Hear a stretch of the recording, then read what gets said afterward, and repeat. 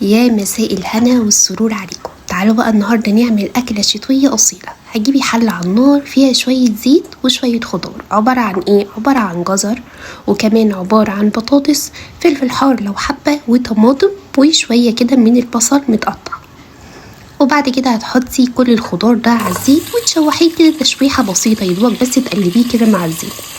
وبعد كده هتنزلي بالعدس بتاعك، طبعا يكون مغسول، والمية المغلية، وتسيبيها تغلى كويس جدا.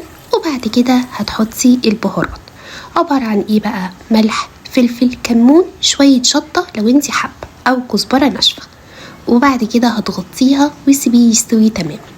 بعد ما استوى بقى اضربيه في الهاند بلندر او في الخلاط حسب ما تحبي وحسب المتوفر عندك. كده بقى العدس بعد لما اتضرب، شايفين اللون والقوام؟ هو ده القوام المظبوط، واللون كمان المظبوط. في ناس بتزود زعفران اللي هو الاصفر ده، بس انا بصراحه مش حابه الخطوه دي. هو ده اللون المظبوط للعدس.